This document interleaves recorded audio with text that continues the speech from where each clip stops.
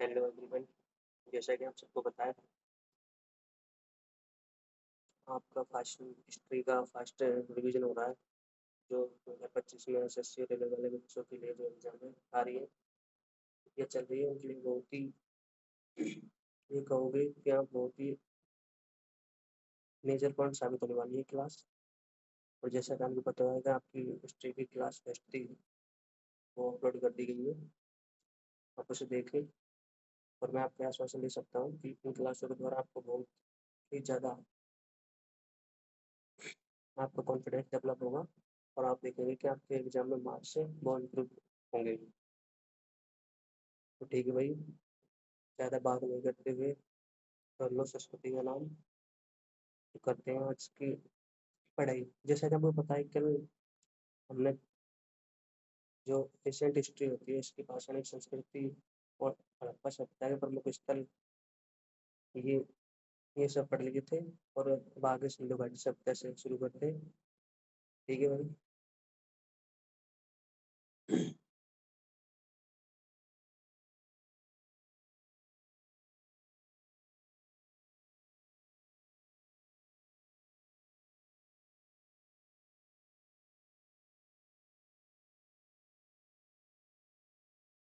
हाँ तो भाई, अपन पढ़ रहे हैं सिंधु घाटी सभ्यता। ये देखो भाई, सिंधु घाटी सभ्यता का पूरा पूरा मैप है। मैप के थ्रू भी आप इस चीज़ को आसानी से समझ सकते हो। ठीक है भाई।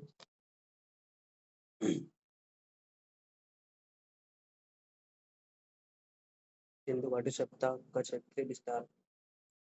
सर्वप्रथम 1921 में भारतीय पुरातत्व सर्वेक्षण विभाग के महानिदेशक सर जॉन मार्शल के निर्देश में राय बहादुर दयाराम साहनी ने पंजाब, जो वर्तमान में पाकिस्तान के मोंटी गोमरी जिले में रावी नदी के तट पर स्थित हड़प्पा स्थल की खोज की।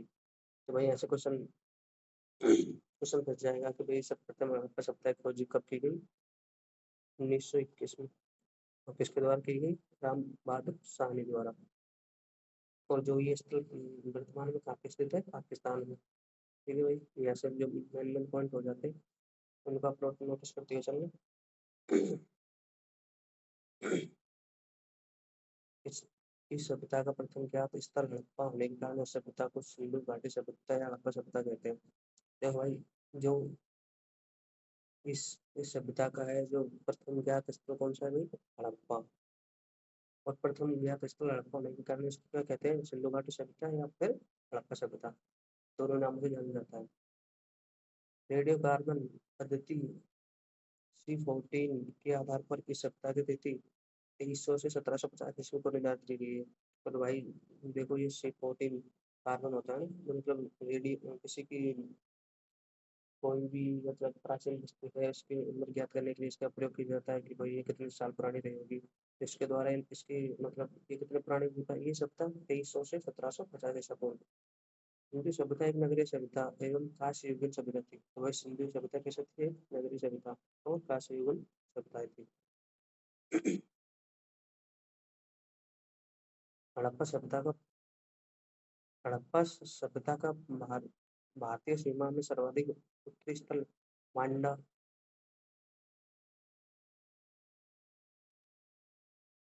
दक्षिणी स्थल देवाबाद महाराष्ट्र, पूर्वी स्थल आलमगीरपुर उत्तर प्रदेश और पश्चिमी स्थल सुतगा सुतका गंडोर पाकिस्तान। तो देखो देखो भाई, आप यहाँ से आपको डायरेक्ट पूछना सकता है कि भाई हड़प्पा सभ्यता है, उसका जो उत्तरी स्थल है वो कौन सा है? तो आप क्या करके आओगे? मंडला, जो कहाँ पे स्थित है? जम्मू कश्मीर में। और जो देमाबाद है वो कहाँ पे है? महाराष्ट्र में। और जो पूर्वी स्थल है वो कहाँ पे है? आलमगीरपुर उत्तर प्रदेश। और जो पश्चिमी स्थल है वो कहाँ पे है? सुटका वेंडोर पाकिस्तान।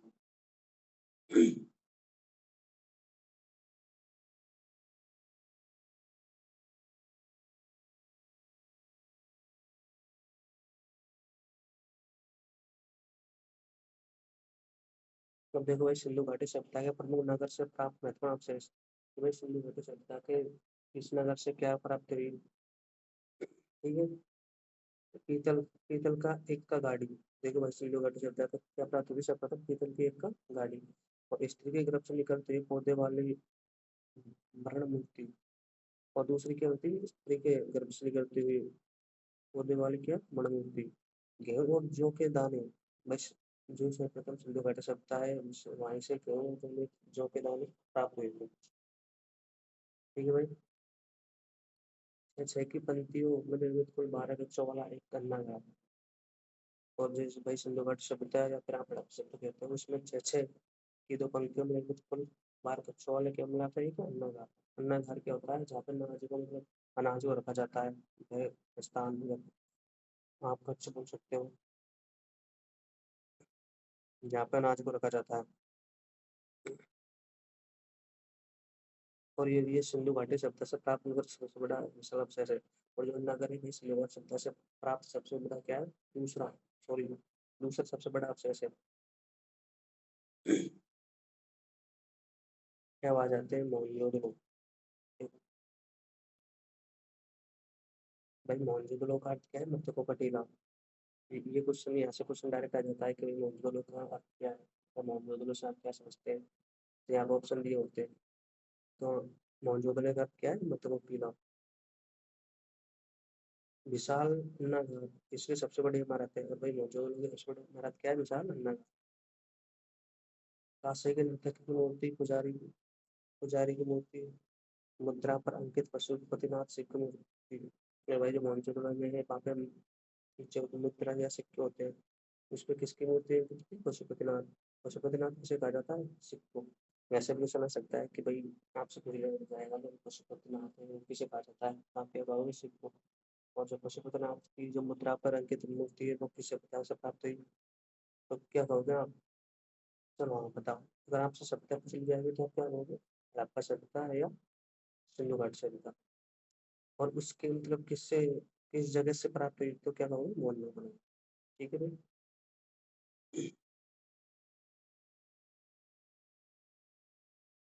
लोथल, उसे लघु हड़प्पा या लघु मोहनजोदड़ो भी कहा जाता है। भाई जो लोथल है उसको क्या कहा जाता है, लघु हड़प्पा या लघु मोहनजोदड़ो भी कहा जाता है।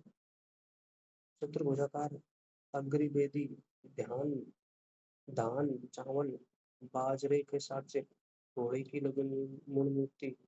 और वही जहाँ से क्या प्राप्त हुए थे, धान बाजरे के साथ से घोड़े की लघु मूल मूर्ति। गोदीवाड़ा, गोदीवाड़ा जैसे क्या कहते हैं, डाकयार्ड, डॉकयार्ड। सिंधु सभ्यता का बंदरगाह नगर तथा इस सभ्यता को सबसे विशाल संरचना है। और जो सिंधु घाटी सभ्यता को का नगर, बंदरगाह नगर और इस सभ्यता की सबसे विशाल संरचना है। ये भाई जो सिंधु घाटी सभ्यता है इसमें क्या थे, बंदरगाह नगर। पारस, पारस की मोहर, तीन युगों समाधान, अग्निकुंड के साक्ष्य। और जब ये हमें लोथल से क्या प्राप्त हुए, पारस की मोहर, तीन युगों सावधान, अग्निकुंड के साक्ष्य। एक मृत भांड जिस पर एक कुआं तथा एक लोमड़ी उत्कीर्ण है। पंचतंत्र की कहानी चालक लोमड़ी से लिया गया है। भाई इसी जो लोथल है इसमें क्या, एक मृत भांड किसे कहते हैं, मिट्टी के बर्तन को। भाई आपसे पूछ ले जाएगा मृत भांड, मृत भांड से क्या से बताइए। तो मृत भांड बोलते हैं मिट्टी के बने हुए बर्तन जिसमें प्राचीन कलाकृतियां चित्रित होती है। जिसपे क्या क्या चित्रित थी, एक कौवा तथा एक लोमड़ी, सॉरी। और पंचतंत्र की कहानी चालाक मामले से लिया गया है। आपने कल ही क्लास में पढ़ा होगा कि जो पंचतंत्र है इसके इसका पुस्तक का लेखन किसके द्वारा किया गया, आप बता सकते हैं।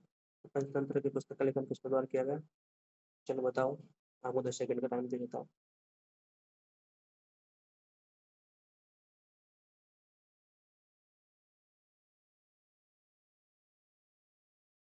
क्या हुआ भाई, तो पंचतंत्र जो किताब है या पुस्तक है उसका रचयिता कौन है, विष्णु शर्मा। आपने कल पढ़ा होगा। तो भाई यहाँ पे मतलब छोटी छोटी चीज़ों को याद होनी चाहिए आपको, क्योंकि आप ये देखा होगा कि रिपीट होती रहेगी आगे तक। तो फिर अगर आपको याद कर लोगे तो आपको भाई तो अब आगे देखो, कालीबंगा से क्या प्राप्त हुए, जितुए के सार्वजनिक नाली प्राप्त हुई। और यहाँ से सार्वजनिक नाली प्राप्त हुई क्योंकि लकड़ी की नाली मिली। और यहाँ पे नाली किसकी बनी हुई थी, लकड़ी की। यहाँ के भवनों का निर्माण कच्ची ईंटों द्वारा हुआ। और जो काली गंगा है इसके भवनों का निर्माण किसके द्वारा हुआ था? कच्ची ईंटों द्वारा। काली गंगा से क्या प्राप्त हुआ है? जो तो खेत हुई सारी चट्टानें प्राप्त हुई, किंतु ये निर्माण किसकी बनी हुई थी? लकड़ी की। यहाँ के भवनों का निर्माण कच्चे ईंटों द्वारा हुआ। अब आता है बनावली। बनावली, देखो ये बनावली से हमें क्या प्राप्त हुए? चौकी उत्तम किस्म के खेती के साक्ष्य। तो बनावली से हमसे बनावली है, उससे हमें चौकी उत्तम किस्म की खेती के साक्ष्य प्राप्त हुए। और तांबे का पानाग्र और मिट्टी के बर्तन और धवन पात्र। धवन पात्र क्या होता है भाई? मतलब जो पात्र होता है जिसमें कपड़े कपड़े धोए जाते हैं, मतलब कपड़े भिगो के धोए जाते हैं, उसे धवन पात्र बोलते हैं। जब आगे देखो भाई, चन्हु दड़ो। आगे की शब्द आगे के स्थल कौन सा है? चन्हु दड़ो। ये एक औद्योगिक नगर था। भाई, चन्हु दड़ो क्या था? औद्योगिक नगर। और मन के बनाने के कारखाने के साक्ष्य। देखो यहाँ पे मन के बनाने के जो कारखाने के साक्ष्य है, लिपस्टिक है, हाथी का खिलौना है, पीतल का एक गाड़ी है। यहाँ से किसी भी प्रकार के दुर्ग का साक्ष्य नहीं मिले। लेकिन भाई यहाँ पे मतलब जो चंद्रग्रहणों में है, यहाँ से क्या नहीं प्राप्त नहीं हुए? किसी भी दुर्ग, दुर्ग या किले, किला बोल दो आप, ये प्राप्त नहीं हुए।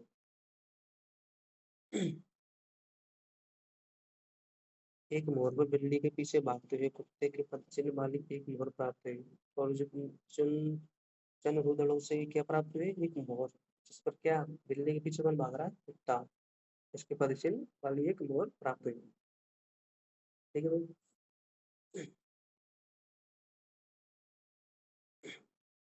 अब देखो भाई, सिंधु घाटी सभ्यता के महत्वपूर्ण स्थल। आप आपके लिए ये बहुत ही इम्पोर्टेंट रहेगा, तो आप उसमें ये कहूँगा कि इसका स्क्रीन शॉट ले ले। और स्क्रीन शॉट लेकर आप अपने जहाँ पे पढ़ते हो स्टडी टेबल या कहीं वहाँ पे एक बार इसको लगा लें, ताकि आपको उससे बहुत बेनिफिट हो सके। तो देखो भाई, जो सिंधु घाटी सभ्यता के अभी महत्वपूर्ण स्थल है वो कौन कौन से हैं? आपने पढ़ा होगा अभी। सबसे प्रथम कौन सा? हड़प्पा। हड़प्पा। और ये मतलब इसका उत्खनन जो इस खुदाई मतलब या फिर इसके साक्ष्य कब प्राप्त हुए? 1921 में। कब हुई? 1921 में। और उत्खनन करता कौन थे? दयाराम साहनी। और ये स्थान कौन सी जगह पर स्थित है? पंजाब, पाकिस्तान। और इसकी नदी कौन सी है? रावी नदी। और प्राप्त साक्ष्य में कि यहाँ से क्या प्राप्त हुए? श्रमिक आवास। ठीक है। हड़प, जैसा अभी पढ़ा आपने हड़प्पा, ये कब प्राप्त हुए? 1921 में। खोजकर्ता कौन थे? दयाराम साहनी। स्थल, ये जगह कौन सी जगह पर स्थित है? पंजाब, पाकिस्तान। इसकी प्रमुख नदी कौन सी थी? रावी नदी। और प्राप्त साक्ष्य क्या थे? श्रमिक आवास। और इसी तरह से मोहनजोदड़ो। मोहनजोदड़ो कब हुई? 1922 में। और खोजकर्ता कौन थे? राखादास बनर्जी। इस तरह स्थान कहाँ पे है प्रेजेंट में? सिंधु, सिंधु पाकिस्तान। और नदी कौन सी है? सिंधु। और इस प्राप्त स्थल क्या था? स्नानागार। भाई ऐसे डायरेक्ट क्वेश्चन बन जाता है, जैसे भी मोहनजोदड़ो से कौन सा स्तंभ प्राप्त हुआ? ये मोहनजोदड़ो से प्राप्त साक्ष्य कौन से थे? तो आप क्या क्या हुए? स्नानागार। और इसकी खोजकर्ता कौन थे? राखादास बनर्जी। इसकी खोज कब की गई? 1922 में। ठीक है। तब इसके बारे में था लोथल। लोथल, इसकी खोज कब गई? 1957 में। किसने? SR राव ने। और ये स्थल कहाँ पे स्थित है? अहमदाबाद, गुजरात में। नदी कौन सी है? भोगवा। और प्राप्त साक्ष्य कौन से? गोदीवाड़ा। इसी तरह से चिन्ह दलों की खोज कब की गई? 1931 में। किसने की? NG मजूमदार ने। और स्थान कहाँ पर है? सिंधु पाकिस्तान में। नदी कौन सी है? सिंधु। और यहाँ से क्या प्राप्त हुए? जोकर जागर संस्कृति। ठीक है। अब अगले नेक्स्ट आता है कौन सा? रोपड़। रोपड़ कब प्राप्त हुआ? 1953 में। और खोजकर्ता या उत्खननकर्ता कौन थे? जगदत्त शर्मा। और ये स्थान कौन सी जगह पर स्थित है? पंजाब, भारत में। और नदी कौन सी है भाई? सतलज। और यहाँ पे क्या क्या साक्ष्य प्राप्त हुए? मानव के साथ कुत्ते को दफनाना। देखो यहाँ आपने कल पढ़ा होगा कि मानव के साथ कुत्तों को दफनाया जाता था। ये ये किस संस्कृति में था? सिंधु घाटी सभ्यता में था, लेकिन स्थल कौन सा था? रोपड़। रोपड़ सेंटर कहाँ पर है ये? पंजाब, पाकिस्तान, पंजाब सॉरी पंजाब भारत में। तो किस नदी के किनारे? सतलज नदी के किनारे। अब नेक्स्ट आता है कालीबंगा। देखो जो कालीबंगा है, इसकी खोज कब की गई थी? 1953 में। तो किसने की थी? अमलानंद ने, घोष ने। और ये कौन सी जगह पर स्थित है? हनुमानगढ़, राजस्थान में। और नदी कौन सी? घग्गर। और जैसे यहाँ से क्या साक्ष्य प्राप्त हुए? काली चूड़ियाँ। नेक्स्ट है भाई आलमगीरपुर। आलमगीरपुर इसकी खोज कितनी गई? 1958 में। किसके द्वारा? जगदत्त शर्मा। ये स्थान कौन सा है? मेरठ, मेरठ उत्तर प्रदेश। नदी कौन सी है? हिंडन। और साक्ष्य में ऐसे साक्ष्य, साक्ष्य की प्राप्ति कोई भी किसी भी साक्ष्य की प्राप्ति नहीं हुई है। नेक्स्ट क्या? राखी गढ़ी। राखी गढ़ी कब हुआ? 1969। और खोजकर्ता कौन थे? सूरज भान रफी मुगल। और कौन सी जगह पे है भैया? हिसार, हरियाणा। राखी गढ़ी की जगह पे हिसार और हरियाणा। और नदी कौन सी है? घग्गर नदी है, बनारस से। भारत की सबसे बड़ी हड़प्पाकालीन नगर। तो भाई राखी गढ़ी से क्या प्राप्त हुआ? भारत का सबसे बड़ा हड़प्पाकालीन नगर। नेक्स्ट है कौन सा? बनवाली, बनावली सॉरी बनावली। बनावली की खोज कब की? 1973 में। किसके द्वारा? रविंद्र सिंह बिष्ट के द्वारा। कौन सी जगह पे स्थित है? फतेहाबाद, हरियाणा। और नदी कौन सी है? रंगोली। और जल निकासी का वक्त। और जो सभ्यता है, इसमें क्या किसका वक्त है भाई? जल निकासी का मतलब। नेक्स्ट है धोलावीरा। धोलावीरा ये ये कब खोजी गई? 1990। और किसके द्वारा? रविंद्र सिंह बिष्ट के द्वारा। और ये स्थान कौन सी जगह पे? कच्छ का, गुजरात। और यहाँ पे खेल स्टेडियम और साइन बोर्ड की प्राप्ति हुई। क्या? खेल स्टेडियम और साइन बोर्ड। ठीक है भाई, ये प्रमुख स्थल है। आपको आपने कोई बात रिवाइज करना इस वीडियो को पुश करके, या फिर कैसे भी करके आप इनको एक बार देख लेना, ताकि यहाँ से अधिकतर क्वेश्चन आने के चांसेस ज़्यादा होते हैं। क्योंकि भाई ये प्रमुख स्थल है सिंधु घाटी सभ्यता के। और इसकी खोज कब की गई? किसके द्वारा की गई? कौन से स्थान पर है? और किस नदी के पास में है? और उनसे क्या साक्ष्य प्राप्त हुए? तो ये आपके लिए इम्पोर्टेंट हो जाता है। ठीक है।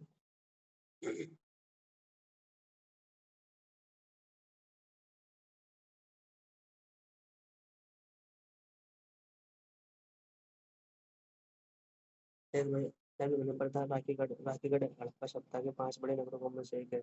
और वह राखीगढ़ हड़प्पा सभ्यता नगर 5 बड़े नगरों में से क्या है? एक है।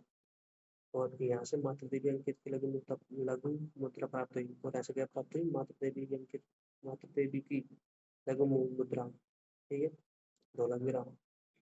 उन्नत जल प्रबंध प्रणाली के साक्ष्य कृत्रिम जलाशय, खेल के स्टेडियम तथा सूचना पट साइन। भाई आपसे कुछ क्वेश्चन आ जाए कि खेल के स्टेडियम तथा सूचना पट किस स्थल पर प्राप्त हुए, तो आप क्या कहोगे? धोलावीरा। इस पे धोलावीरा क्या हुआ? खेल के स्टेडियम सूचना पट। यूनेस्को ने गुजरात स्थित धोलावीरा को वर्ष 2021 में भारत का 40वां विश्व धरोहर स्थल के रूप में घोषित किया।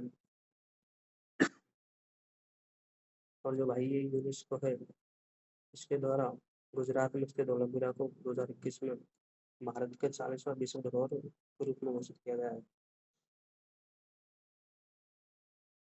अब नेक्स्ट आता है रोपड़। तो ये देखो रोपड़, ये स्वतंत्रता के बाद भारत में खोजा गया। और रोपड़ की खोज कब की गई थी भाई? स्वतंत्रता के बाद। और उत्खनन प्रथम स्थल रोपड़ में दूसरा स्थल कौन सा है? कालीबंगा। और जो खुदाई के द्वारा प्राप्त हुआ, जो पहला स्थल कौन सा था? रोपड़। और दूसरा कौन सा था? कालीबंगा। तो आपने अभी पढ़ा होगा कि कालीबंगा कौन सी जगह पे स्थित है? बताओ आप, कौन सी जगह पे स्थित है कालीबंगा? ये है हनुमानगढ़, राजस्थान में। ठीक है भाई। और कृष्णा नदी के किनारे में कहा है? किसको? घग्गर नदी के किनारे। ठीक है भाई। तो ये इंपॉर्टेंट हो जाते हैं इस तरह से। वो टेबल में आपने भी कुछ पढ़ी है, बहुत ही हेल्प करेगी आपको ये सब याद रखने में।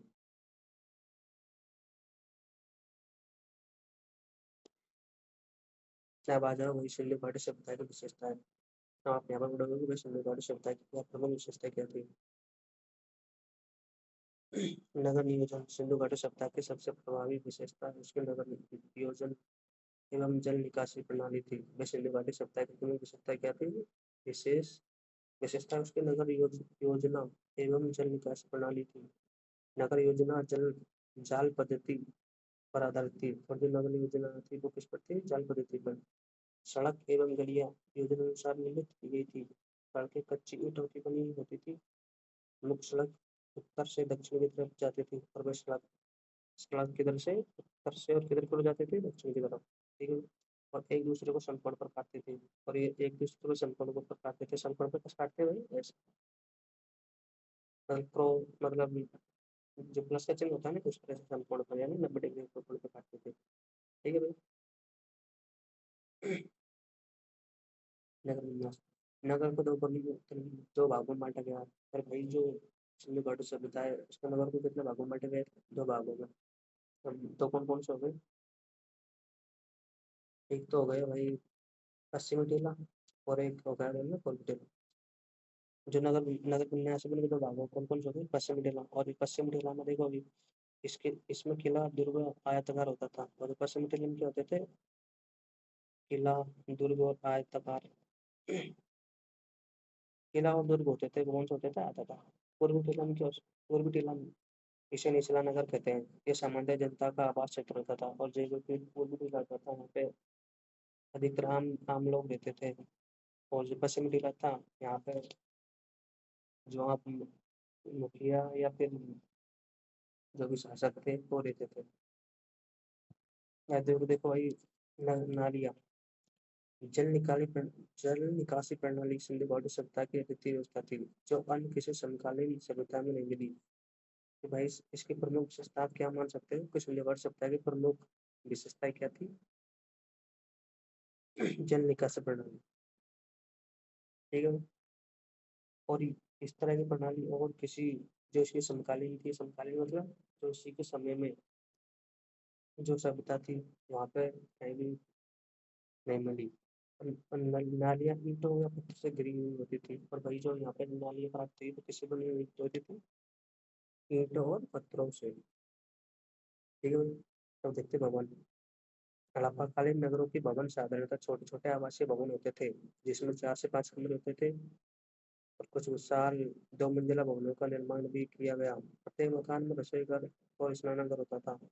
तो भाई जो हड़प्पाकालीन हड़प्पाकालीन नगर थे वो सामने कैसे होते थे? छोटे होते थे, जिसमें कि कितने कमरे? 4 से या 5 कमरे होते थे। कुछ विशाल 2 मंजिला भवनों का निर्माण भी किया गया।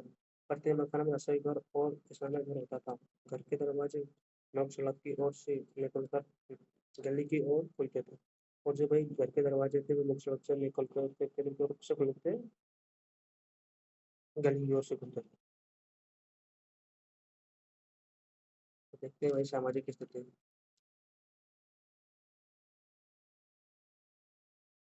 हड़प्पा समाज समग्रता मात्र सत्तात्मक था, और जो भाई हड़प्पा सभ्यता थी वो कौन सी थी? मात्र सत्तात्मक। इस सभ्यता के लोग शांति प्रिय थे, और इस सभ्यता के लोग कैसे थे? शांति प्रिय। अब आप कहोगे मात्र सत्तात्मक सत्ता क्या होती है? मात्र सत्तात्मक जिसमें मतलब परिवार का मुखिया कौन होते थे? माता।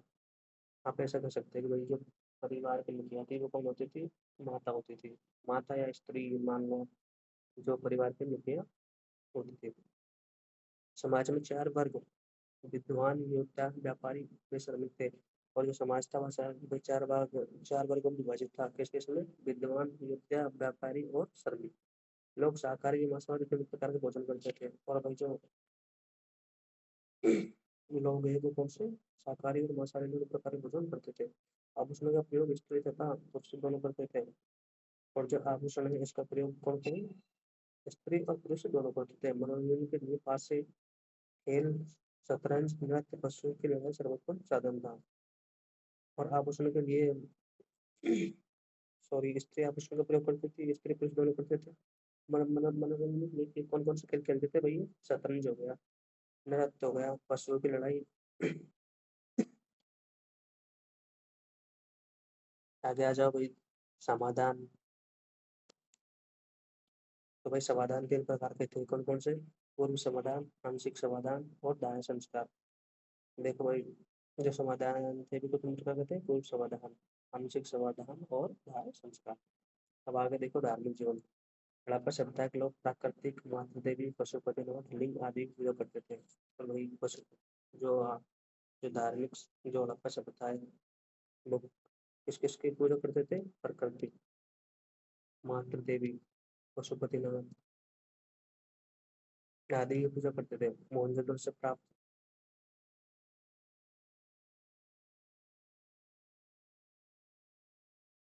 और जो मोहनजोदड़ो से प्राप्त एक मोहर पर 3 मुख वाला एक पुरुष ध्यान की मुद्रा में बैठाए।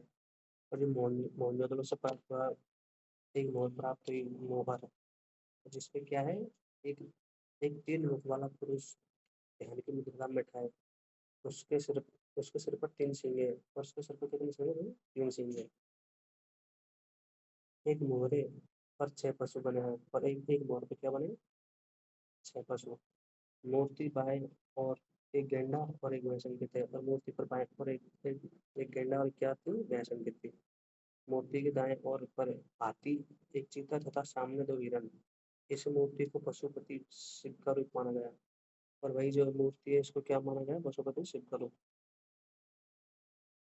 मार्शल ने इसे आदि शिव की संज्ञा दी। और मार्शल था, उसने इसके किसकी संज्ञा दी? आदि शिव की। आदि शिव क्या होता है? अर्धेश्वर कहते हैं ना, अर्धेश्वर। उसी तरह से मार्शल ने इसे आदि शिव की संज्ञा दी। मूर्ति पूजा के प्रारंभ। और जो मूर्ति मूर्ति पूजा से प्रारंभ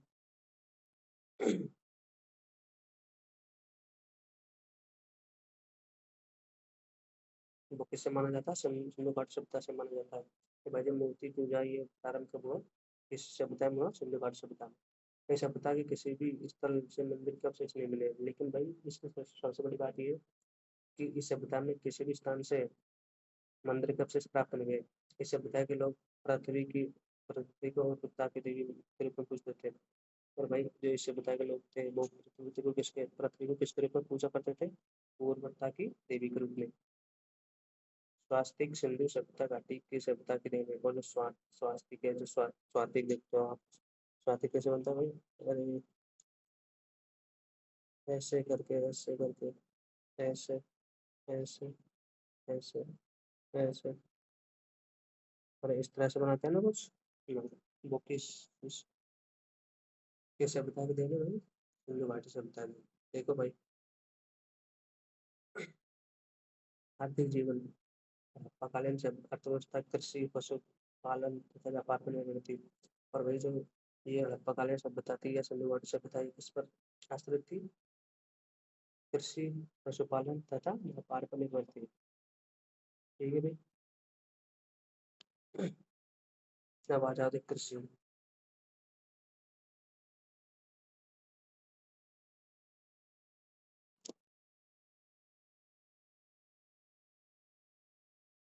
कृषि यह सभ्यता व्यापार प्रधान थी, किंतु अर्थव्यवस्था का प्रमुख आधार कृषि था।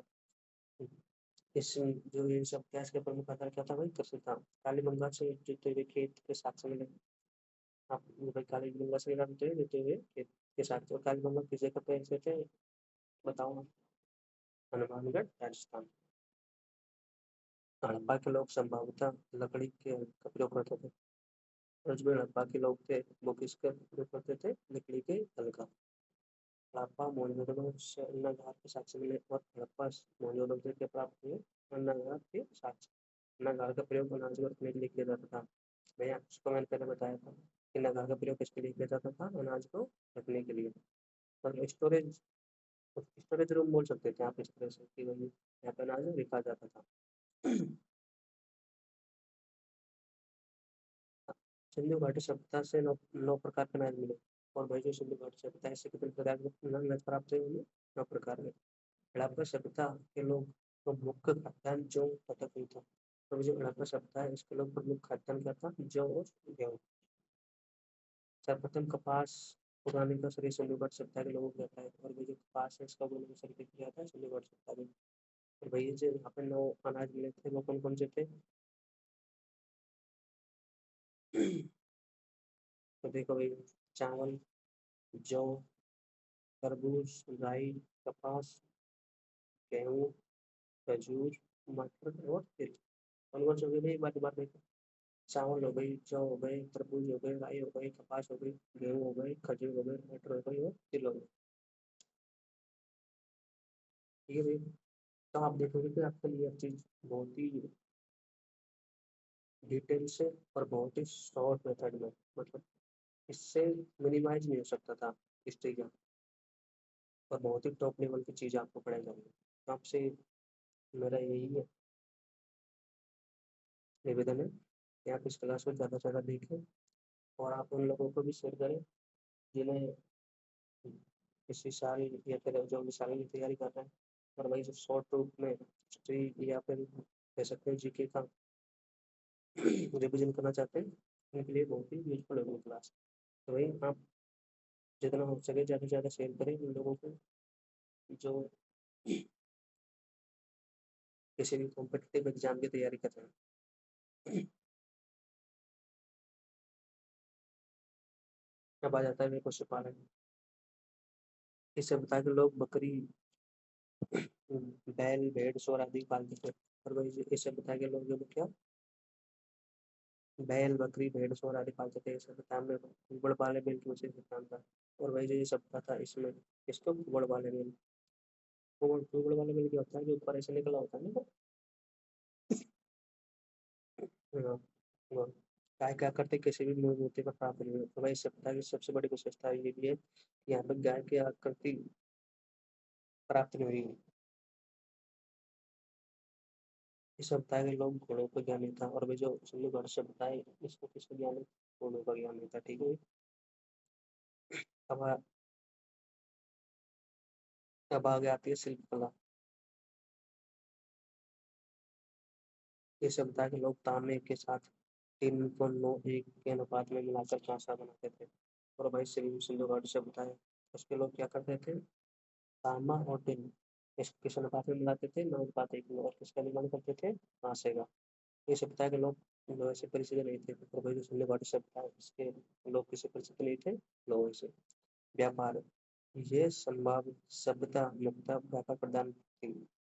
और वही ये सभ्यता आपने देखा होगा कि कौन सी थी, व्यापार प्रदान। व्यापार वस्तु विनिमय द्वारा होता था, और वह व्यापार किसके द्वारा होता था, वस्तु विनिमय। भाई व्यापार दो तरीके से होता है, एक तो वस्तु विनिमय होता है और एक मुद्रा विनिमय होता है। वस्तु विनिमय में तो होता है कि भाई कि वस्तु के बदले वस्तु दी जाती है। जैसे भाई आप मान लो कि मेरे पास अनाज है, ठीक है, और आपके पास कोई मतलब आप ये लगा लो कि मेरे पास अनाज है, ठीक है, और आपके पास सब्जी है, मतलब जो भी फ्रूट्स है कुछ भी है। तो भाई पहले मुद्रा तो इतनी थी, तो क्या करेंगे कि भाई एक्सचेंज कर लेंगे, आपसे सब्जी मैं ले लूँगा और आपको अनाज यूज तो मैं आपको अनाज दे दूँगा। इस तरह से मतलब वस्तुओं का आदान प्रदान करके ही पहला व्यापार किया जाता था। ठीक है। भाई बाद में मुद्रा का निर्माण हुआ। मुद्रा के द्वारा क्या है कि भाई किसी भी चीज़ की रिक्वायरमेंट है तो आप पैसे लो, पैसे हैं आपके पास तो आप ले लो। और भाई मुद्रा जो वस्तु विनिमय थी उसमें ये नहीं था, वस्तु विनिमय क्या था, वस्तु के बदले वस्तु दी जाती थी। ओके। व्यापार, ये सभ्यता मुक्त व्यापार प्रदान की, व्यापार वस्तु विनिमय द्वारा होता था। इस सभ्यता के मिस्र में सुमेरियन सभ्यता के से संबंध थे। और वही इस सभ्यता थे वो कौन से, मिस्र।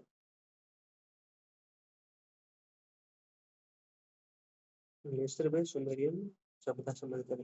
नौतल से फारस की लोहरी तथा काली गंगा से बेलनकार मोहर प्राप्त हुई। और वही नौतल था उससे किसकी मोहर प्राप्त हुई, फारस की। और काली गंगा से कौन सी बेलनकार मोहर प्राप्त की गई। ठीक है।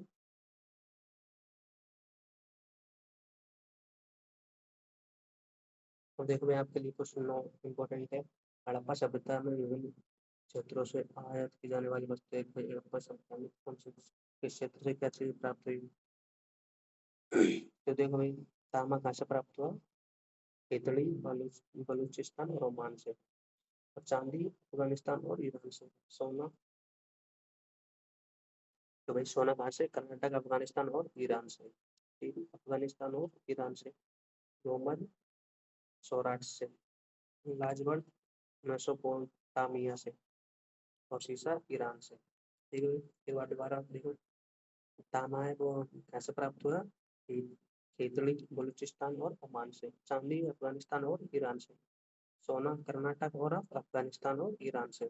टीन अफगानिस्तान और ईरान से। गोमद कहाँ से? सौराष्ट्र से। ला लाजवर्द कहाँ से? मेसोपोटामिया से। शीशा कहाँ से? ईरान से। ठीक है भाई। आगे पढ़ोगे मापतोल। हड़प्पा में मानकीकृत मापतोल प्रचलित थी। हड़प्पा सभ्यता में कौन सी थी? मानकीकृत मापतोल। तोल की क्या 16 के अनुपात में होती थी? तो भैया तोल की क्या थी? वो 16 के अनुपात में, या आप कह सकते हैं 16 का मल्टीपल नहीं होता।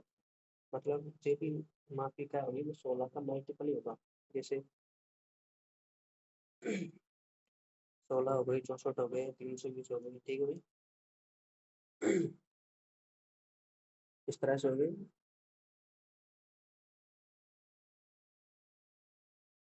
16 हो गए, 64 हो गए, 160 हो गए और 320 हो गए। लिपि, ये सप्ताह की लिपि भाव चित्रात्मक थी। और भाई जो ये सप्ताह थी इसकी चित्र लिपि कौन सी थी? भाव चित्रात्मक, मतलब दाएं से बाएं ओर लिखी जाती थी। और जो ये लिपि थी वो किस तरफ से? दाएं से बाएं ओर। इस लिपि को अभी तक पढ़ा नहीं जा सका। अभी भाई से सप्ताह की लिपि है, इसको अभी तक क्या लिखा जा सका? पढ़ा नहीं जा सका है।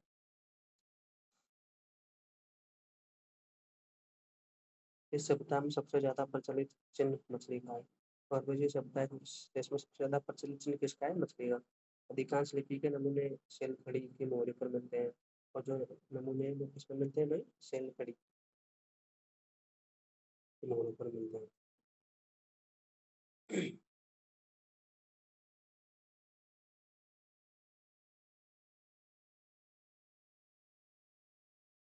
अब आ जाओ भाई मोहरे। मोहरे, हड़प्पा की मोहरे सेल्फिडी नामक पत्थर से बनी होती थी। सबसे अधिक मोहरे मोहनजोदड़ो से प्राप्त हुई। तो भाई यहाँ से क्वेश्चन आ जाएगा कि सबसे अधिक मोहरे किससे प्राप्त हुई? तो आप क्या कहोगे? मोहनजोदड़ो से।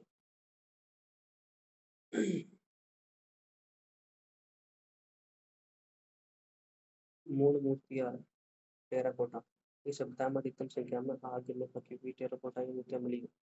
तो भाई ये जो जो हड़प्पा सभ्यता है उसमें कौन सी मूर्ति बनी?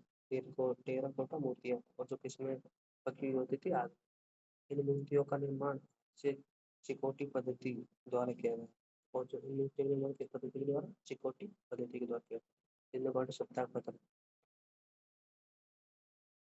हिंदू घाटी सप्ताह जैसे अपने उद्योग से क्रमिक विकास के दौर से गुजर ठीक वैसे उसका पतन भी क्रमिक रहा। देखो भाई, मतलब हिंदू घाटी सप्ताह का विनाश या पतन कैसे हुआ? तो देखो, हिंदू घाटी सप्ताह का पतन निम्न कारण है। प्राकृतिक आपदा। भाई प्राकृतिक आपदा जैसे नदियों को सूखना, बाढ़ आना, भूकंप और जलवायु परिवर्तन। व्यापार में गिरावट। मेसोपोटामिया के साथ व्यापार में गिरावट। आर्थिक और सामाजिक बुनियाद ढांचे का क्षरण। सामाजिक बदलाव और शहरों का परित्याग, कि भाई लोगों ने शहर त्याग दिए और दूसरी जगह पे ले लिए। नेक्स्ट है भारी आक्रमण। तो भाई इंडो यूरोपियन जनजाति जैसे आर्यों का आक्रमण, जैसे बाहर बाहर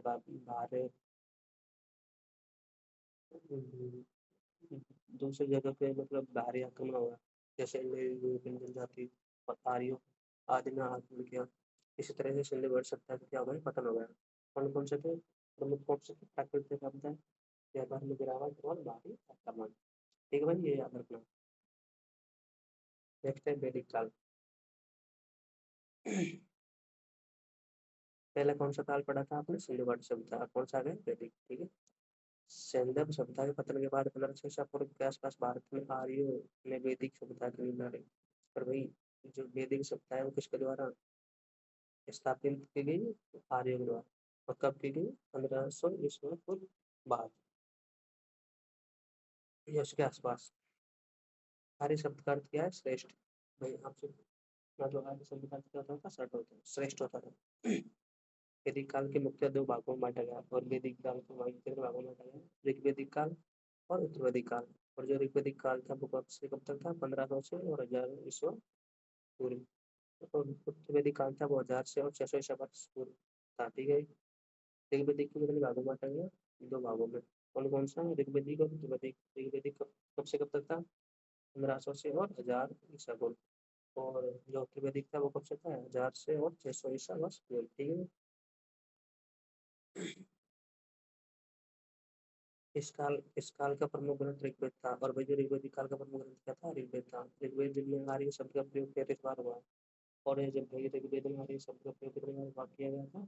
33 बार। ये एक ग्रामीण सभ्यता थी। इनका मुख्य व्यवसाय पशुपालन था और वही कौन सी सभ्यता थी? ग्रामीण सभ्यता। वैदिक नदियाँ। ऋग्वेद में आर्य निवास स्थल के लिए शब्द संज्ञक चित्र का उल्लेख हुआ और जो ऋग्वेद है इसमें आर्य निवास स्थल के लिए किसका प्रयोग किया गया था? शब्द संज्ञक। इसका अर्थ है 7 नदियों को क्षेत्र। ऋग्वेदिक काल में सबसे महत्वपूर्ण नदी सिंधु नदी थी और ऋग्वेदिक काल में सबसे महत्वपूर्ण नदी कौन सी थी? सिंधु नदी। ऋग्वेदिक काल की दूसरी सर्वाधिक महत्वपूर्ण नदी सरस्वती थी और जिसे नदी नदी तमा कहा जाता था। और वह ऋग्वेदिक काल की पहली तो कौन सी होगी? सिंधु नदी। और दूसरी कौन सी थी? सरस्वती नदी। और इसका दूसरा नाम क्या था? नदी तमा। सरस्वती का सबसे पवित्र नदी माना जाता था और वही जो वैदिक सभ्यता थी उसमें सबसे पवित्र नदी किसको माना गया था? सरस्वती नदी। ये देखो भाई ऋग्वेदिक काली नदियाँ और उनके प्राचीन नाम। देखो भाई प्राचीन नाम क्या था? सुदुत्री। और आधुनिक नाम क्या चल रहा है? अश्कनी। और आधुनिक नाम क्या? चनाब, बिपाशा और व्यास, शतनीरा, गंडक, हिंदू, सिंध, सिंधु, बिस्तर, बितस्ता, झेलम, बृहस्पति, गग्गर, गोमती, गोमल, कुंभा,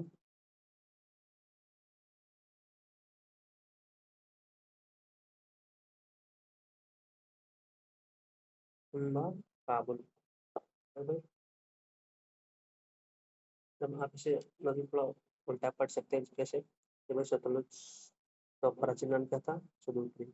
चिनार का नाम क्या था? अश्विनी। व्यास का नाम क्या था? विपाशा। गंडक का प्राचीन नाम क्या था? सदानेरा। सिंधु का प्राचीन नाम क्या था? सिंधु। झेलम का प्राचीन नाम क्या था? विस्तार था। गहतर का प्राचीन नाम क्या था? देश गति।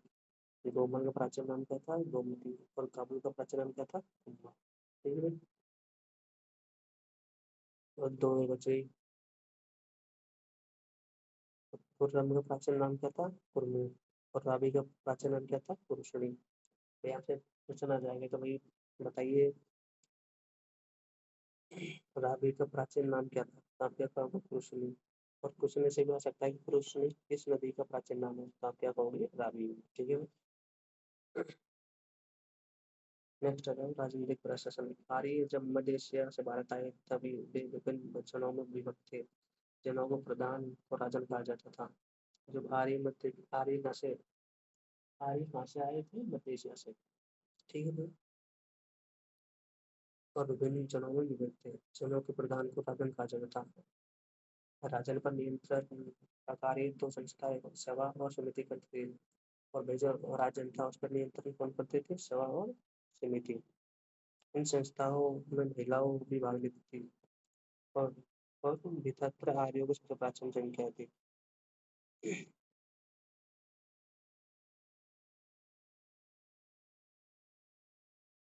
न्याय का केंद्र बिंदु या राजा होता था और वैश्य वैदिक सभ्यता में न्याय का केंद्र कौन होता था? बिंदु। कौन होता था? राजा ही होता था। राजा के प्रमुख पदाधिकारियों में पुरोहित, सेनानी, ब्राह्मणी, सूत, रथकार, पुरुष, स्पर्श आदि थे। सामाजिक जीवन। ऋग्वैदिक समाज पितृसत्तात्मक था और वही ऋग्वैदिक समाज कौन सा था? पितृसत्तात्मक। और आपने भी पढ़ा कि सिंधु घाटी सभ्यता वो कौन सी थी? मातृसत्तात्मक। पितृसत्तात्मक क्या होता है भाई? जिसमें परिवार का मुख्य कौन होता है? पिता होता है। मातृसत्तात्मक में परिवार का मुख्य कौन होती है? माता होती है। ठीक है। संयुक्त परिवार प्रथा प्रचलित थी और यहाँ पर संयुक्त परिवार की प्रथा प्रचलित थी। संयुक्त परिवार क्या होता है? जिसमें भाई दादा दादा दादी मतलब जो सभी परिवार था वो एक साथ रहते थे। प्रशासन की सबसे छोटी इकाई कुल थी और जो प्रशासन की सबसे छोटी इकाई क्या थी? कुल। इसमें कई परिवारों का समूह शामिल होता था। ग्राम स्वराज का एक समूह था जिसका प्रधान ग्रामीण होता था। ऋग्वैदिक काल में राजा का पद आनुवंशिक हो चुका था, और जो ऋग्वैदिक था बाद में राजा का पद क्या कहते हैं, आनुवंशिक। आनुवंशिक मतलब राजा का पुत्र ही राजा बनेगा। दास प्रथा समाज विद्वान थी, और दास प्रथा में किस समाज में विद्वान थे।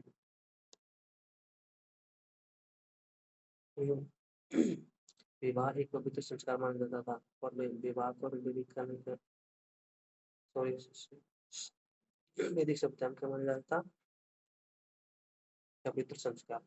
और ये विवाह दो प्रकार के होते थे, अनुलोम विवाह, प्रतिलोम विवाह।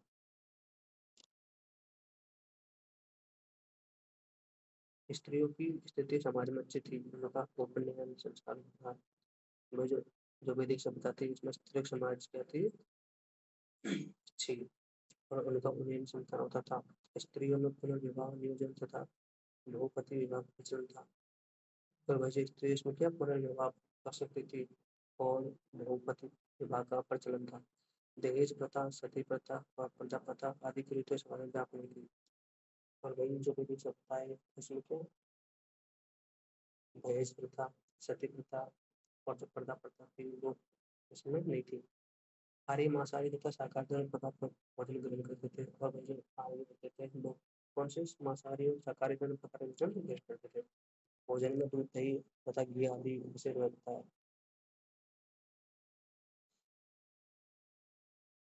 यहाँ देखो महत्वपूर्ण ऋग्वेदिक देवता भाई, इंद्र। इंद्र या पुरेंद्र सबसे महत्वपूर्ण देवता था। फिर एक किसका था, युद्ध और वर्षा। अग्नि, यज्ञ और आहुति देवता। सोम, औषधि गुणों का देवता। मारुत, पानी तूफान का देवता। वरुण, जल और समुद्र के देवता। तो एक बार दोबारा देख लो, इंद्र क्या वो किसका था, युद्ध और वर्षा का देवता। अग्नि, यज्ञ और आहुति का देवता। सोम, औषधि गुणों के देवता। मरुत, पानी तूफान के देवता। वरुण, जल और समुद्र के देवता। आर्थिक जीवन, वैदिक काल में अर्थव्यवस्था ग्रामीण थी। अर्थव्यवस्था का मूल आधार कृषि एवं पशुपालन था। कृषि योग्य भूमि को उर्वरा या क्षेत्र कहा जाता है, और कृषि योग्य भूमि थी उसको क्या उर्वरा या क्षेत्र कहा जाता है। भूमि राजा की निजी संपत्ति नहीं थी, और वही जो भूमि थी वो किसकी निजी संपत्ति नहीं थी, राजा की। उस पर संपूर्ण कबीले का अधिकार रहता था। ऋग्वेद में प्रजा राजा को स्वेच्छा से बलि नामक कर देती थी। और जो ऋग्वेद में प्रजा मतलब प्रजा था, प्रजा थी वो राजा को अपनी इच्छा से ही कौन सा कर देती थी, बलि। निष्क स्वर्ण आभूषण था, और उसमें स्वर्ण आभूषण क्या था भाई, निष्ठ था।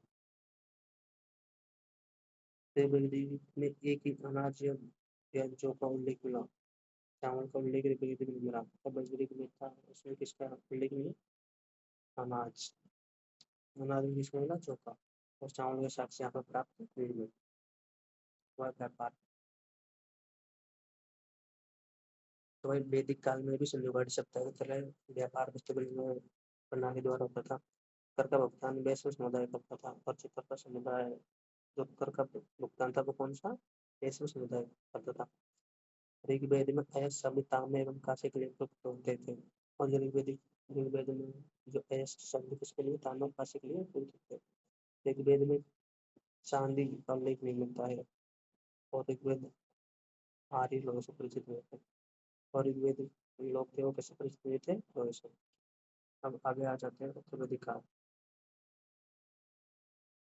यजुर्वेद, सामवेद, अर्थवेद, ब्राह्मण ग्रंथों, वेदांगों, आरण्यों तथा उपनिषदों की रचना उत्तरवेदिक काल में हुई। उत्तरवेदिक काल में कौन किस किसकी रचना हुई थी, यजुर्वेद, सामवेद, अर्थवेद, ब्राह्मण ग्रंथों, वेदांगों, आरण्यों तथा उपनिषदों की रचना। भाई देखो आपके लिए जो भी इम्पोर्टेंट है वो हाईलाइट कर रखा है।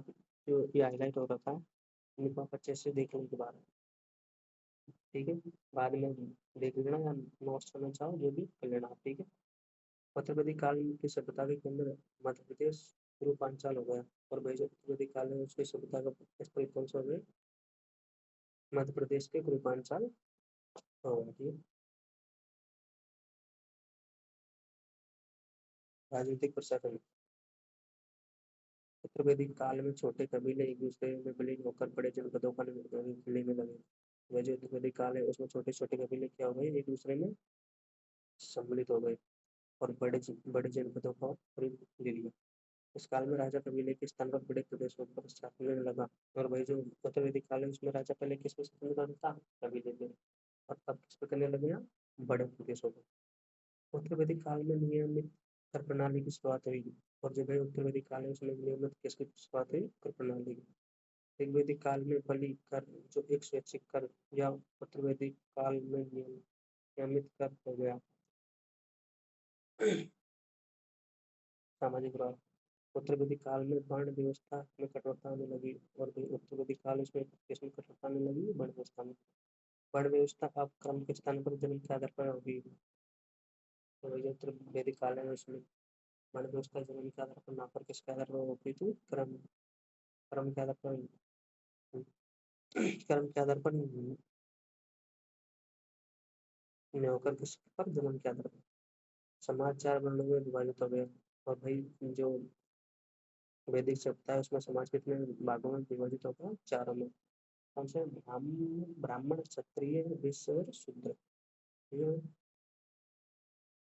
यहाँ से क्वेश्चन आ सकता है कि वैदिक सभ्यता थी वो कितने भागों में विभाजित थी, कितने वर्णों में विभाजित थी, तो कौन सा था, ब्राह्मण क्षत्रिय वैश्य शूद्र और, यही है, ब्राह्मण क्षत्रिय वैश्य शूद्र, ठीक है।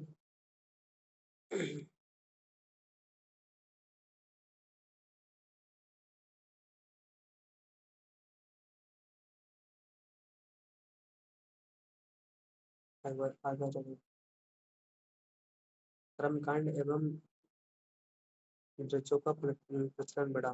ब्राह्मण क्षत्रिय के वेश का उपनयन संस्कार होता था तथा इन्हें इन्हें द्विज कहा जाता था, किंतु शूद्र उपनयन संस्कार के अधिकारी नहीं थे। उत्तर वैदिक काल में स्त्रियों की स्थिति में गिरावट आई। और उत्तर वैदिक काल में इसमें स्त्रियों की स्थिति में क्या आई, गिरावट आई। सभा तथा समिति में स्त्रियों का प्रवेश वर्जित हो गया। और उत्तर वैदिक काल में सभा और समिति में स्त्री का वर्जित किया हो गया, स्त्रियों का प्रवेश वर्जित।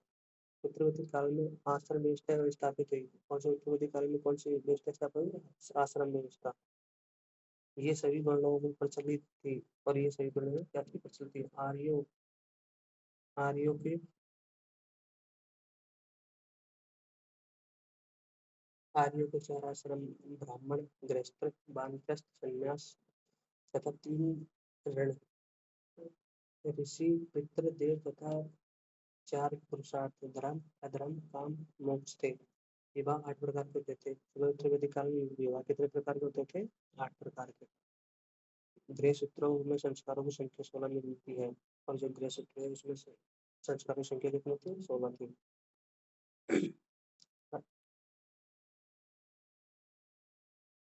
आगे आ जाओ, आर्थिक जीवन, उद्योग और व्यापार। उत्तर वैदिक काल में कृषि आय का प्रमुख व्यवसाय था। इस काल के मुख्य फसल गेहूं बनाते हैं। और उत्तर वैदिक काल के प्रमुख फसल कौन कौन सी थी, धान और गेहूं। उत्तर वैदिक काल में तांबे के अतिरिक्त लोहे के व्यापार का प्रयोग शुरू हुआ। और उत्तर वैदिक काल में तांबे के अलावा किसका खोज हुई, खोज लोहे की। लोहे को श्याम ऐश कहा जाता था। इस काल में आर्य लोहे एवं तांबे के अतिरिक्त सोना, चांदी, टीन, शीशा आदि धातुओं का से प्रचलित थे। ठीक है। निष्क स्वर्ण मुद्रा थी। और जो निष्क थी वो कौन सी मुद्रा थी, स्वर्ण। निष्क स्वर्ण मुद्रा थी। श्वेतनाम चांदी की मुद्रा थी। श्वेतनाम वो कौन सी थी, चांदी की मुद्रा। गाय एवं निष्क लेन देन का माध्यम थी। तो गाय और निष्क थी वो कौन सा माध्यम थी, लेन देन का। उत्तर वैदिक काल की विशेषताएं चित्रित दूषण मृतबाण थे। और उत्तर वैदिक काल में कहते हुए चित्रित दूषण मृतबाण, मृतबाण मीन्स, मृतबाण क्या है, क्या होता है आपको बताया था मैंने क्लास के स्टार्टिंग में बताया। मृतबाण का मतलब अर्थ होता है मिट्टी से बने हुए बर्तन। ठीक है भाई, एक बार दोबारा देखोगे मृतबाण के अर्थ होंगे और मिट्टी से बने हुए धार्मिक जीवन। उत्तर वैदिक काल में धार्मिक अनुष्ठानों एवं कर्मकांडों में वृद्धि हुई। और उत्तर वैदिक काल में धार्मिक अनुष्ठानों और कर्मकांडों में क्या हुई, क्या देखी गई थी, वृद्धि देखी गई थी। ऋग्वेदिक देवता इंद्र अग्नि का महत्व कम हो गया। जो भी ऋग्वेदिक देवता था इंद्र और अग्नि, उसका महत्व क्या हो गया था, कम हो गया। और प्रजापति ब्रह्म को सर्वोच्च स्थान मिला। और इसके अलावा प्रजापति किसको, ब्रह्म को सर्वोच्च स्थान प्राप्त हुआ। ठीक है भाई, तो भाई आज के लिए इतना ही। और जो छोटे शताब्दी ईसा पूर्व भारत में धार्मिक आंदोलन है, इसकी शुरुआत हम कल करेंगे। ठीक है, और इतना ही कहूँगा, एक गिलास आपके लिए बहुत ही इम्पोर्टेंट रोल प्ले करेगी। तो आप इसको ज़्यादा से ज़्यादा शेयर करें उन लोगों के लिए जो इस साल या अगले साल के लिए कॉम्पिटिटिव एग्जाम, एसएससी रेलवे या कोई भी एग्जाम है उनके प्रिपरेशन कर लें, उनके लिए बहुत यूजफुल होगी। और